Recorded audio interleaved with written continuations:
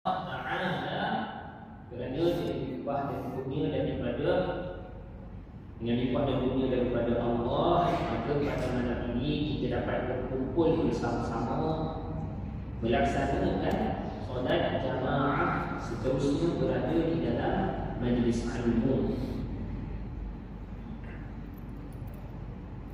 Jadi dalam kita menyebut berkaitan dengan kesyukuran yang tuan-tuan dan puan,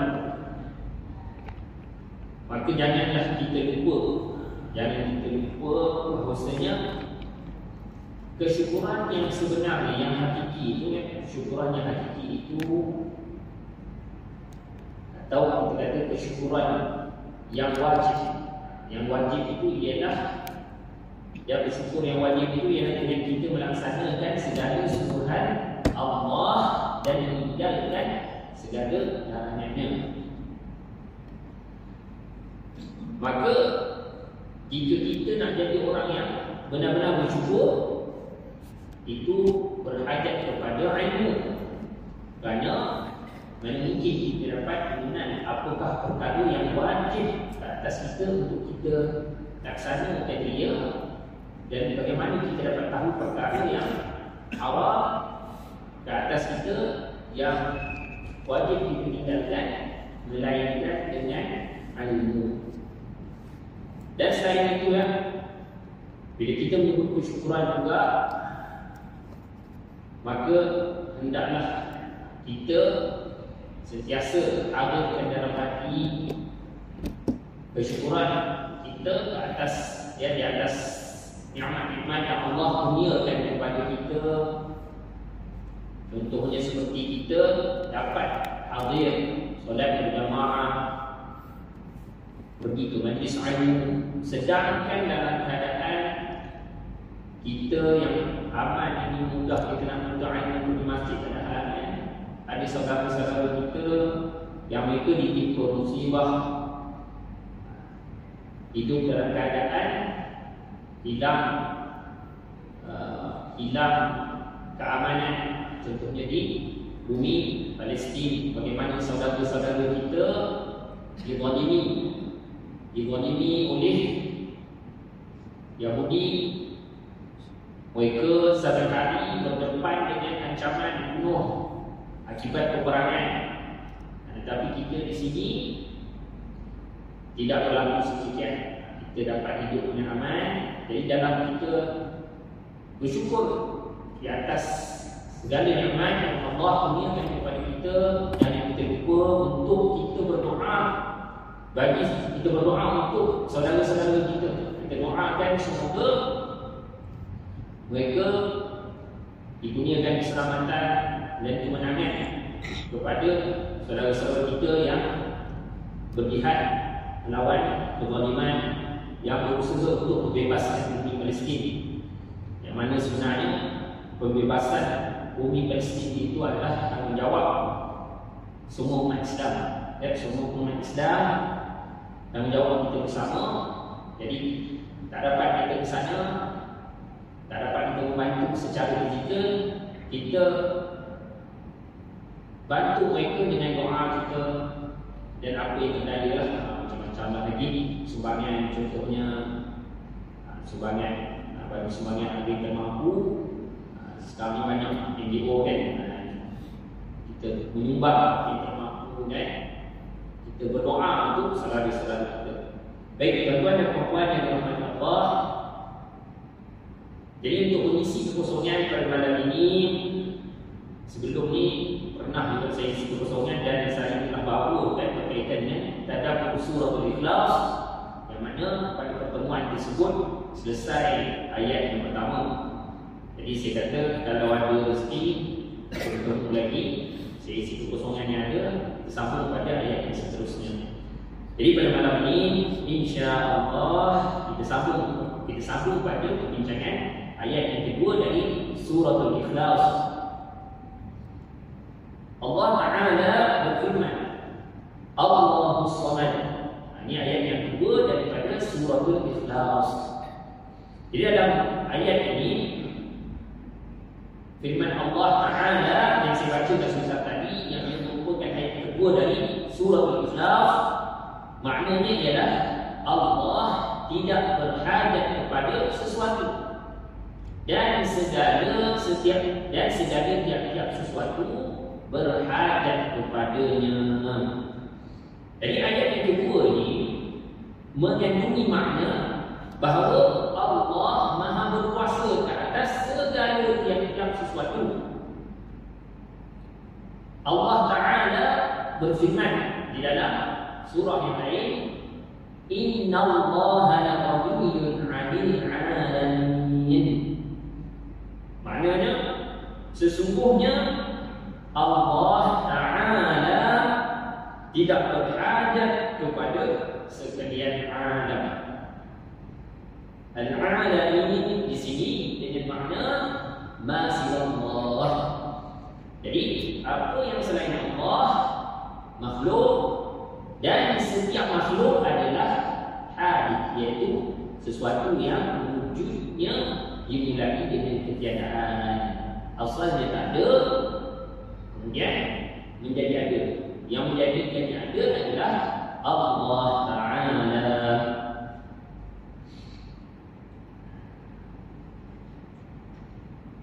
Jadi faham kita di sini bahawasanya Allah tidak mengambil manfaat daripada sekalian makhluknya. Allah yang menciptakan malaikah, maka Allah tidak berhajat kepada malaikah untuk menjadi pembantunya. Allah yang menciptakan langit dan juga arasy, maka Allah tidak berhajat kepada langit untuk bertempat di atasnya, juga tidak berhajat kepada arasy untuk bertempat di atasnya, kerana Allah tidak berhajat kepada sekalian alam. Dan Allah Ta'ala yang menciptakan sekalian makhluk, maka Allah tidak menyerupai makhluknya. Selain daripada itu, ya tuan-tuan dan puan yang dirahmati Allah, ayat ini juga, pada ayat ini juga terkandung makna kita mengisbatkan Allah dengan sifat qiyamuhu binafsih. Qiyamuhu binafsih yang maknanya ialah Allah, wujudnya Allah tanpa berhajat kepada selainnya. Kalau secara literalnya diterjemahkan dia jadi berdirinya dengan sendiri. Tapi ini secara literal dia, tapi bukan dengan makna yang dikehendaki itu berdiri daripada kita manusia bangun tu. Tapi yang binafsih ni istilah bahasa Arab, dan dia membawa makna bahawasanya Allah Ta'ala wujudnya tidak berhajat kepada selainnya, dan ini merupakan salah satu daripada sifat-sifat buruk yang biasa kita dengar, ya, yang kita pelajari sejak kecil lagi didedahkan. Kalau kita di Nusantara ni biasalah kita dengar kemudian sifat buruk. Dan sifat qiyamuhu binafsih, yang qiyamuhu binafsih merupakan salah satu daripada sifat-sifat Allah Ta'ala, yang maknanya wujud Allah tidak berhajat kepada selainnya. Jadi termasuk kata para ulama, termasuk dalam erti kata qiyamuhu binafsih adalah bahawasanya Allah Ta'ala zat yang tidak berhajat kepada sebarang tempat, atau Allah Ta'ala tidak berhajat, kewujudannya tidak berhajat kepada selainnya, kerana Allah Ta'ala bukan jisim, bukan jirim seperti kita. Jisim, jirim, kita berhajat kepada selainnya. Contohnya jirim ni, dia tidak wujud melainkan dengan dia mengambil ruang. Itu sifat jisim. Jisim ni kewujudannya dengan mengambil ruang. Tak ada jisim atau jirim yang wujudnya tanpa mengambil ruang.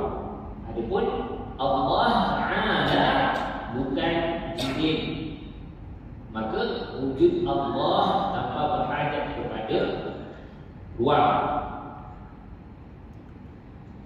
Dan begitu juga bila kita menisbatkan Allah dengan sifat qiyam bi nafsihi, kita juga menafikan bahawasanya Allah Ta'ala adalah awal. Awal ni adalah sifat makhluk, yang mana sifat makhluk yang kita panggil sebagai awal, ya, sifat makhluk. Awal ni adalah sifat makhluk. Sifat makhluk kita sebut sebagai awal. Sifat Allah bukan awal. Awal ni dia wujudnya berhajat kepada zat untuk menumpang. Maka Allah zatnya bukan awal. Seperti meja depan. Meja depan ni, bagi meja ni ada sifat, iaitu sifat coklat. Ya, coklat ni kita panggil sebagai awal. Awal ni dia tak wujud melainkan dia menumpang pada zat. Jadi awal ni, contoh kita kata coklat.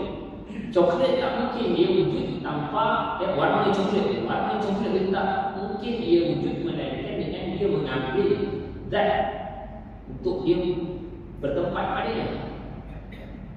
Begitu juga sifat-sifat seperti manis. Manis itu satu sifat, sejenis sifat bagi suatu zat yang kita panggil dia sebagai gula. Jadi zat gula sifatnya manis. Manis ni dia tak wujud melainkan dengan dia mengambil tempat pada zat tertentu seperti gula. Ada juga nama sekarang ni manis. Kita berkembang lagi ni, manis bukan sekadar pada gula je. Ada pada stevia, kan? Stevia pun ada. Jadi sifat gula contohnya manis. Manis adalah awal. Jadi awal ni wujudnya bukan dengan ini. Maknanya dia wujud tu dia dengan dia menumpang pada zat, pada zat yang lain. Begitu juga masin. Masin pun sama. Dia berhajat kepada tempat untuk dia menumpang. Jadi masin ni dia wujud pada garam. Jadi Allah Ta'ala zat yang menciptakan sekalian makhluknya. Allah Ta'ala bukan awal. Allah Ta'ala zat. Allah Ta'ala zat dan sifat Allah bukan awal. Kita nak jelaskan sebab bila ulama berbincang pasal qiyam bi nafsihi ni, nak jelaskan bahawasanya Allah tidak berhajat kepada segala tiap-tiap sesuatu. Allah wujud Allah tanpa berhajat kepada selainnya. Jadi Allah juga sini kita tahu bahawasanya Allah bukan awal. Kerana awal adalah sifat makhluk yang dia berhajat kepada zat untuk menumpang. Dan zat Allah Ta'ala juga termasuk dalam perbincangan qiyam bi nafsihi. Zat Allah tidak berhajat kepada selainnya untuk diciptakan. Adapun zat makhluk itu semuanya adalah diciptakan dan semuanya hadis, iaitu sesuatu yang asalnya tak ada kemudian ada. Siapa yang mengadakan? Allah Ta'ala yang mengadakannya.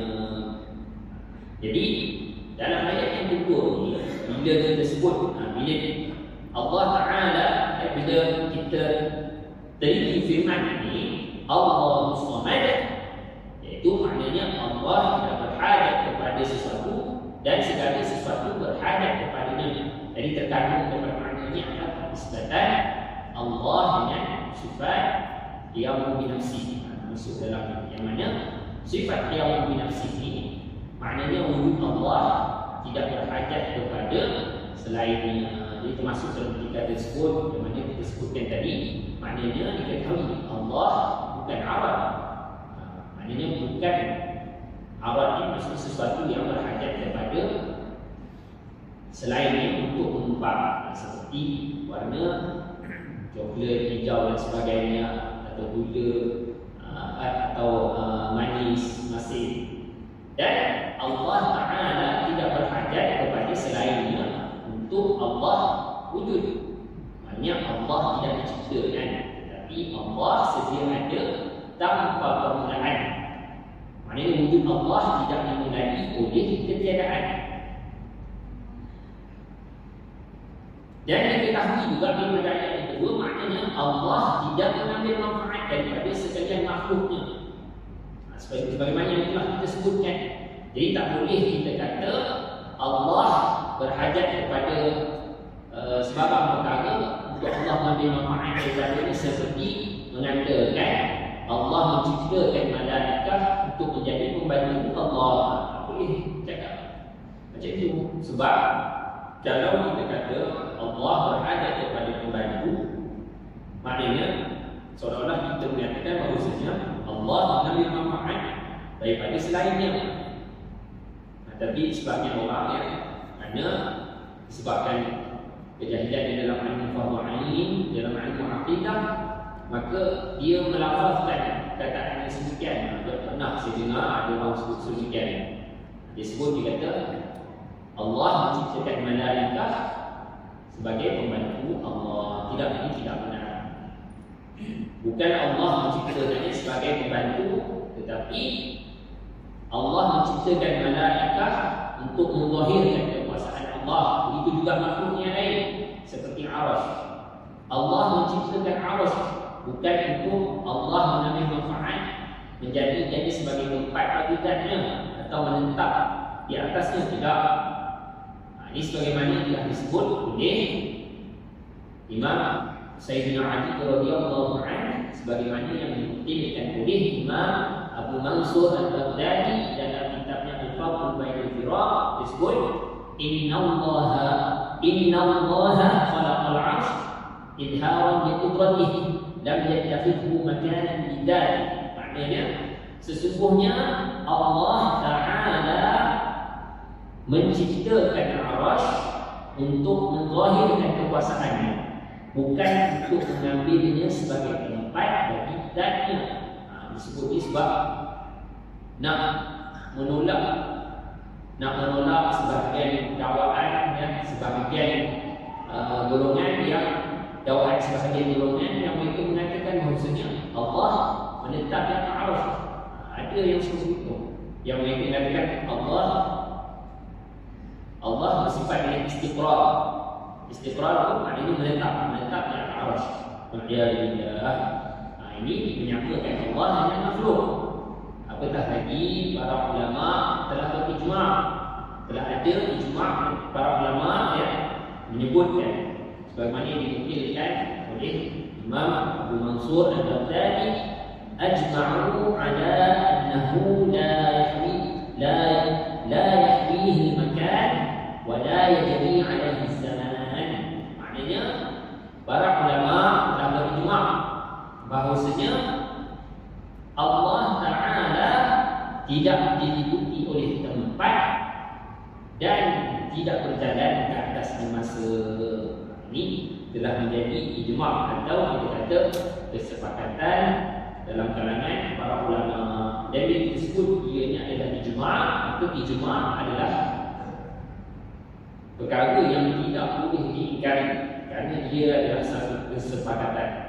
Bila satu zaman pada satu zaman itu telah berlaku ijma', maknanya para ulama pada zaman tersebut sepakat bahawasanya hukum sedemikian, hukum tertentu dengan hukum yang sedemikian.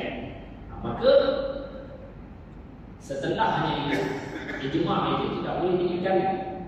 Apatah lagi ijma' tersebut memang jelas berdasarkan pada nas yang qat'i.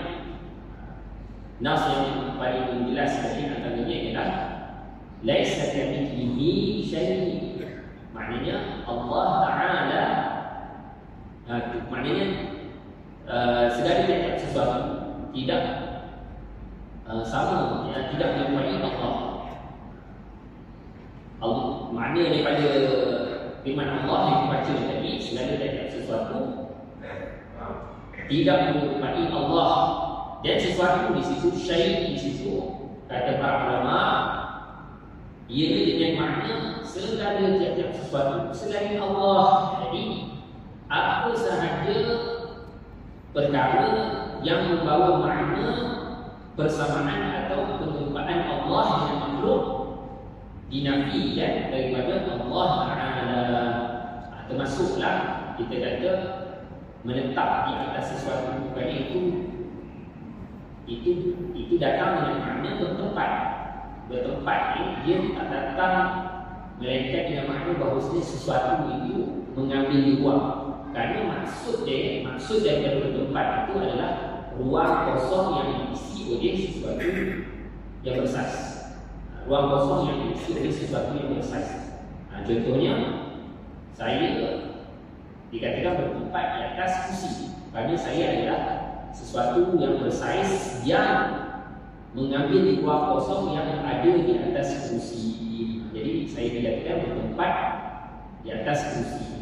Adapun Allah Ta'ala yang menciptakan ruang, maka Allah tidak berhadap kepada ruang. Kita dah sebut segala tiap sesuatu selain Allah itu makhluk, termasuklah ruang. Jadi tak boleh kita kata Allah bertempat. Jadi kalau kita kata Allah bertempat, itu sama dengan kita menyatakan bahasanya Allah mengisi ruang kosong. Allah tidak mengambil manfaat daripada sekalian makhluknya.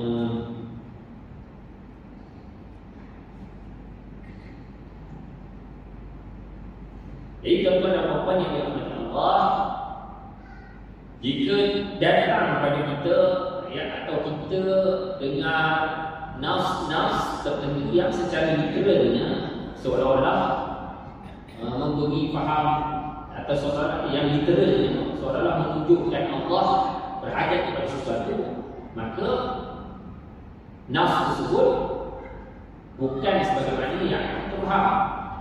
Kalau secara literalnya seolah menunjukkan sekian, ini para ulama tersebutnya. Contohnya firman Allah, Ar-Rahman 'alal 'arsy istawa. Maknanya sebagai orang disebut, kalau secara literal dia, ini literal, jangan kita faham ini secara literal. Literalnya Allah bersemayam di atas arasy. Tetapi para ulama telah bahaskan istawa di sana. Istawa dia ada 15 makna dalam bahasa Arab. Dia ada 15 makna. Salah satu daripada makna istawa adalah bersemayam atau istiqrar, meletak pun dia juga. Dia ada 15 makna. Jadi para ulama disebutkan dalam 15 makna ada makna yang layak bagi Allah, ada yang tidak.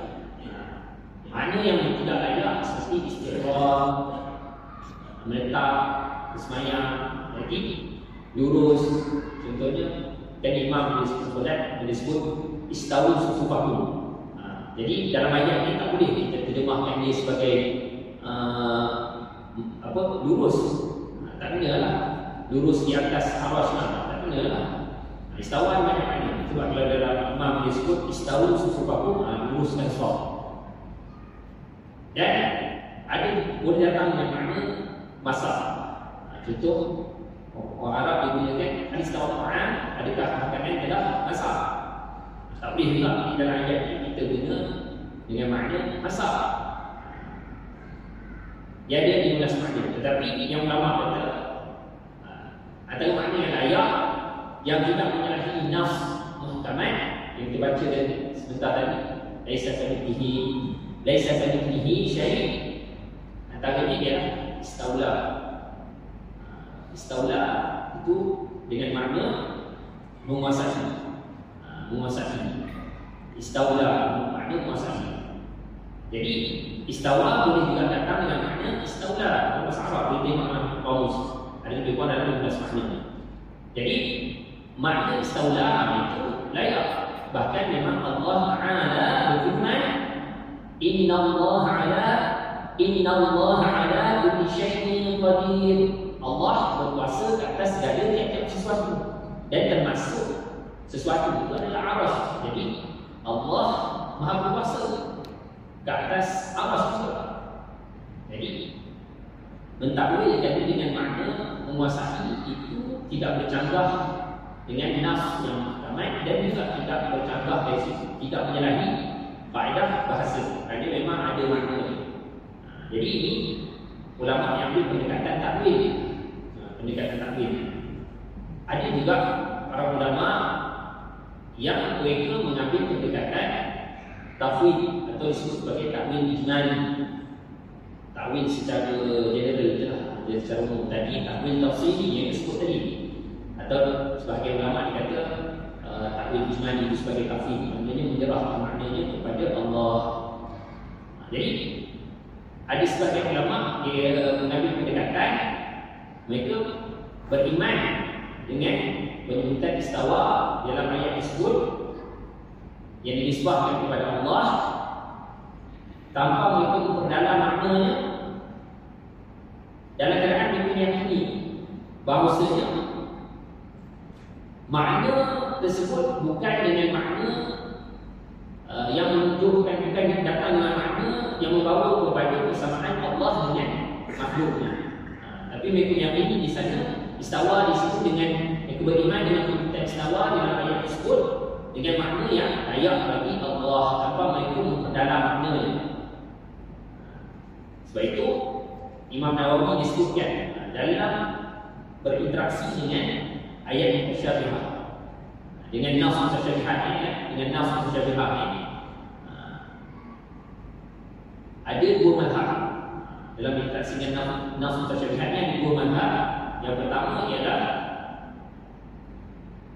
al-iman bih min ghairi khawdin fi ma'nahu, min ghairi khawdin fi ma'nahu ma'a i'tiqadin an Allah Ta'ala laysa kamithlihi syai' wa tanzihihi an simatil makhluqat.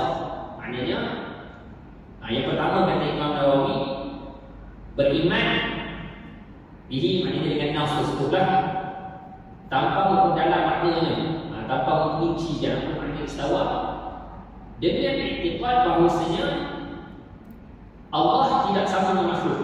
Jadi mereka beriman dengan apa yang difirmankan.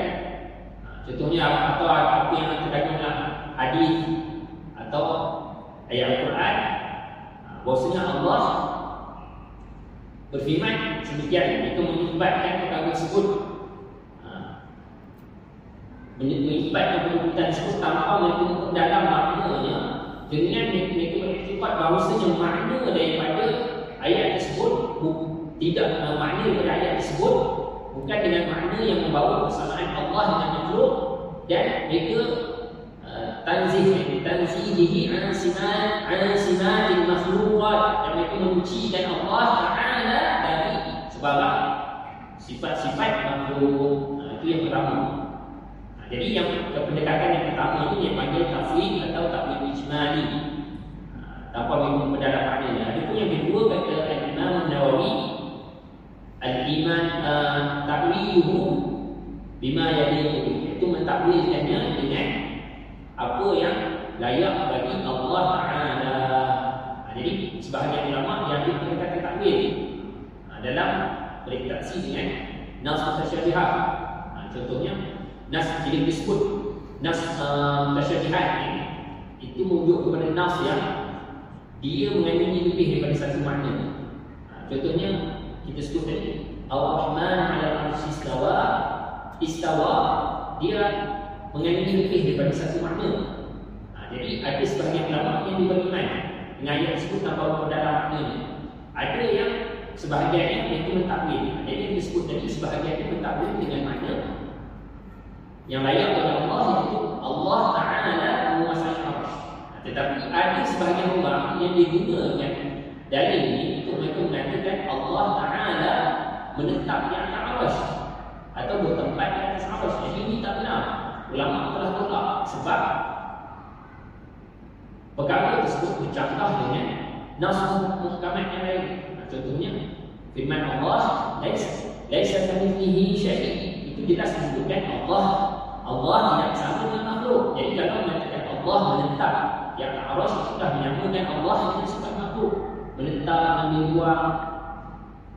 Ada pula yang mengatakan bahawasanya istawa datang dengan makna duduk. Ada yang mengatakan Allah duduk di atas arasy. Semuanya kita. Jadi tak boleh jangan kita gunakan terjemahan sedemikian yang mengatakan Allah bersemayam atau duduk.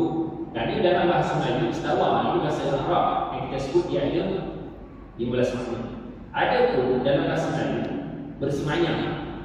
Dia kata bersemayam itu boleh tengok dengan dalam kamus, dia ada berapa makna, ada berapa makna. Jadi tapi pendek kata bersemayam ni makna dia kalau kita tengok dalam kamus, dia orang bahasa lah, dia bukan kita tahu bahasa Melayu makna semayam. Jadi ianya merujuk kepada jenis daripada jenis duduk. Salah satu jenis daripada jenis duduk bersemayam. Dia termasuk dalam kategori duduk. Dan duduk itu pula tengok dalam kamus pun sama juga. Dia datang dengan beberapa makna, tapi semua makna yang ada tak layak bagi Allah. Antara dia duduk seperti yang kita buat sekarang ni, atau selain itu duduk boleh datang dengan makna menetap juga. Jadi semua yang ada daripada makna duduk pun tidak layak bagi Allah. Jadi kaedah dalam kita berinteraksi dengan ayat mutasyabihat, ulama kata kalau kita nak terjemah dalam bahasa kita, dia kena ada makna yang layak bagi Allah. Jadi kalau kita terjemahkan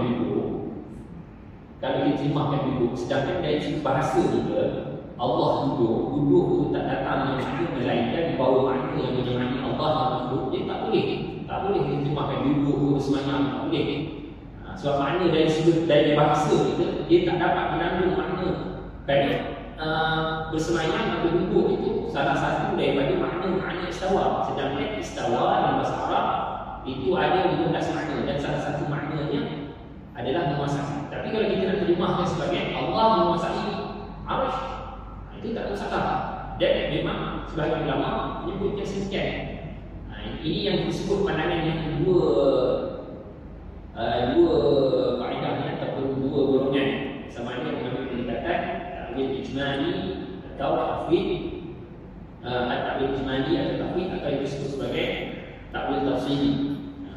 Itu memang dua golongan yang pendekatan ini dua dalam kalangan ulama ahli sunnah wal jamaah.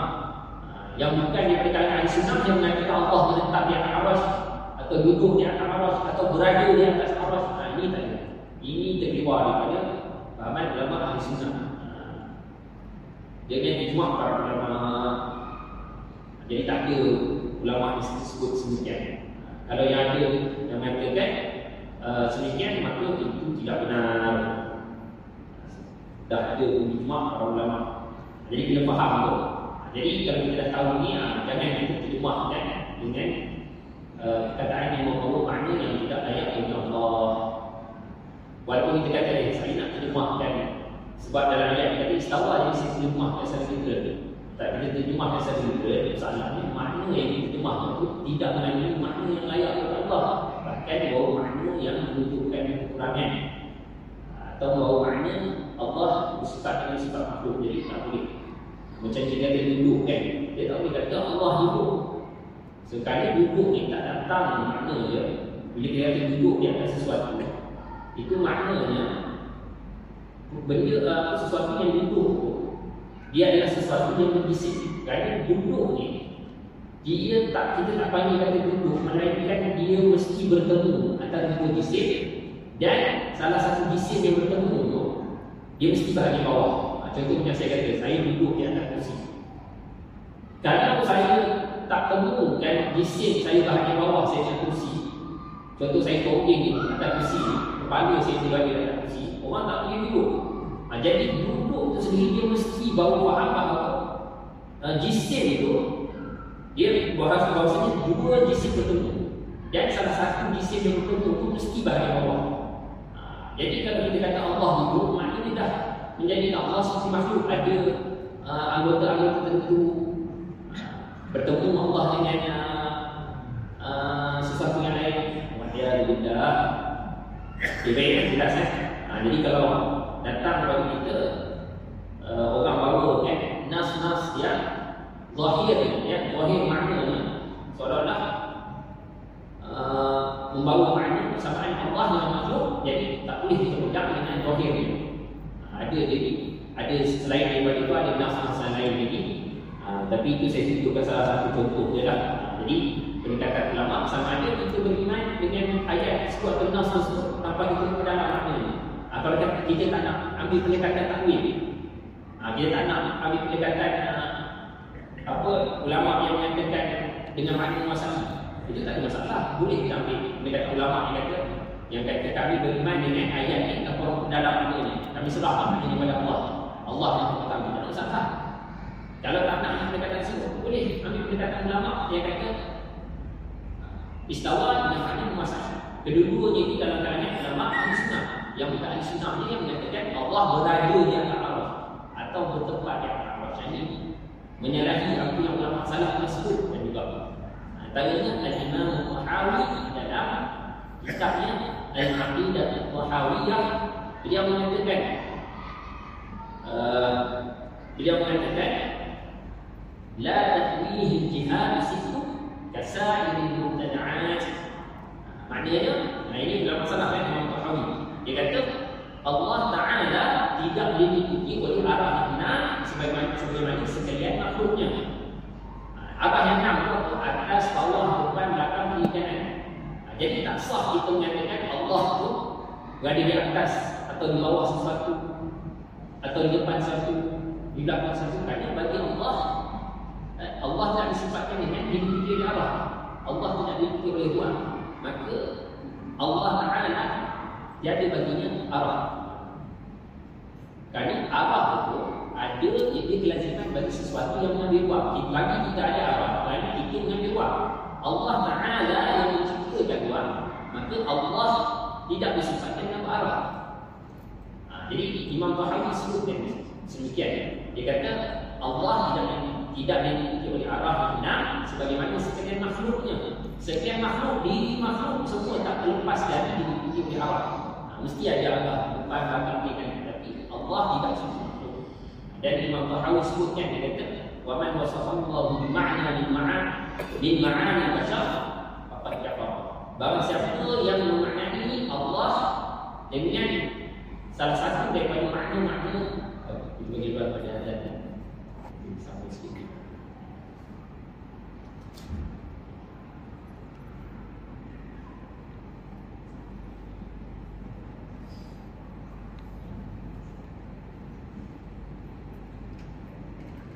Allahu Akbar, Allahu Akbar, Allahu Akbar,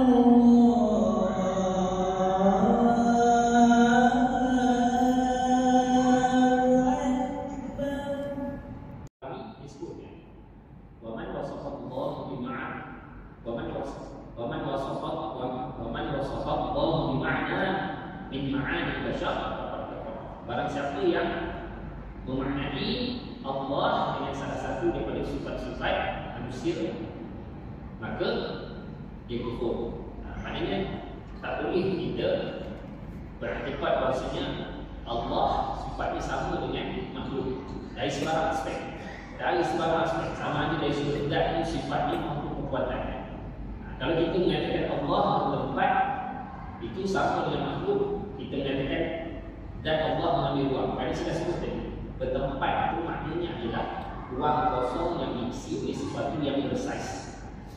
Dan makhluk tidak wujud melainkan dengan mengambil ruang. Kerana itu kita dikatakan bertempat.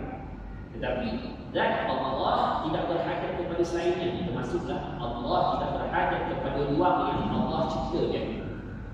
Jadi bila Allah tidak mengambil ruang, maka Allah tidak bersifat dengan tempat. Ini kena faham. Jadi sebab itu kita akan dengar ulama disebutkan Allahu mawjudun bila kita bersahab, maknanya Allah wujud tanpa bertempat. Allah sedia ada tanpa permulaan. Makhluk ini diciptakan sebelumnya makhluk tak ada. Jadi sebelum terciptanya makhluk, Allah sedia ada tanpa Allah disifatkan dengan bertempat di mana-mana tempat. Jadi setelah Allah menciptakan tempat, Allah juga tidak disifatkan dengan bertempat di mana-mana tempat. Kerana Allah tidak berubah. Allah Ta'ala sesuatu yang bersifat dengan tidak atau sesuatu yang qadim, maka dia tidak bersifat dengan berubah. Makanya ulama kata sebesar-besar tanda kebaharuan adalah perubahan. Contohnya kita berubah, ketahui ni lah asal dia tak ada jadi ada, berubahlah. Kemudian daripada kecil jadi besar, daripada muda jadi tua, makhluk dia berubah. Sebab berubah, bila berubah maknanya asalnya benda tak ada jadi ada. Adapun Allah Ta'ala zat dan sifatnya qadim. Jadi Allah tidak berubah. Tidak disifatkan Allah mula-mula kita contohnya sebelum disifatkan dengan makhluk, orang tu dia kata yang tak betul lah. Kalau dia kata Allah sebelum diciptakan makhluk, Allah tidak disifatkan dengan di atas arsy. Tetapi setelah Allah menciptakan makhluk, Allah disifat dengan di atas arsy. Ini dah makna membawa makna perubahan. Tidak ayat kata Allah telah sebut tadi. Ulama salaf sering sebut Allah tidak diliputi oleh arah yang enam. Jadi tak boleh kata Allah di bawah, di atas, depan, belakang. Allah wujud tanpa berarah, tanpa bertempat, tanpa mengambil luar. Bahkan perkara ini juga telah disebutkan oleh sultan kita dahulu juga. Kita di Selangor ni ada sultan yang alim, yang mana bagi dia ada sultan ni, kita Selangor ni Sultan Sulaiman Alauddin riwayat Syah. Bagi dia telah mengarang satu kitab yang namanya Pohon Agama. Ini kita sultan yang alim. Jadi di dalam kitab beliau ni, Pohon Agama ni, di dalam membahaskan berkaitan dengan sifat yang binafsi. Jadi Sultan Selangor disebut dalam kitab bagi dia yang binafsi. Saya baca yang binafsi, maka bukan dia jirim. Yang ini bukan Allah jirim yang mengambil lapang. Yang ini mengambil lapang. Allah bukan jirim yang mengambil lapang, dan bukan dia Arab, iaitu barang yang berkehendak kepada tempat pendirian. Tempat pendiriannya Allah bukan, dan bukan dia Arab, yakni barang yang berkehendak kepada tempat pendiriannya. Maka tiada dia di atas sesuatu, dan tiada dia di bawah sesuatu, dan tiada ada kanan sesuatu, dan tiada di kiri sesuatu, dan tiada di hadapan sesuatu, dan tiada di belakang sesuatu, dan tiada baginya atas, dan tiada baginya bawah, dan tiada baginya kanan, dan tiada baginya kiri, dan tiada baginya hadapan, dan tiada baginya belakang, dan tiada bermasa, dan tiada bertempat, dan tiada disifatkan zatnya dengan kecil atau besar atau panjang atau pendek, dan tiada bersifat zatnya dengan warna putih atau kuning atau hijau atau barang sebagainya, dan tiada bermasuk-masukkan dengan sesuatu, hanya tidak bergabung dengan sesuatu pula, dan tiada dia mengambil manfaat atau kerana menolakkan mudarat. Jelas apa yang disebutkan ni. Bagi dia Sultan Selangor ni, Sultan Selangor ni berapa sebut lebih Sultan Alauddin Sulaiman Shah. Sultan Alauddin Sulaiman Shah, Sultan Selangor Sultan Alauddin Sulaiman Shah, Sultan Selangor kita, yang mana bagi dia adalah seorang yang alim. Dia ada mengarang kitab Pohon Agama. Sultan Sulaiman dia ada karang satu kitab Pohon Agama, yang mana dia bagi dia syarat berkaitan dengan sifat duduk. Baik kan? Jadi jelas. Jadi sampai di situ juga, sampai di situlah malam ini itu berkaitan dengan perbahasan ayat kedua daripada surah Al-Ikhlas. Jika ada rezeki lagi kita sambung dengan yang ketiga, Mudah-mudahan kita dapat manfaat. Jadi kesimpulan daripada perbahasan kita pada malam ini, bahawasanya Allah Ta'ala tidak berhajat kepada selainnya, bahkan selainnya berhajat kepada Allah Ta'ala. Sekian dari kita, taufiq wal hidayah. Assalamualaikum warahmatullahi wabarakatuh.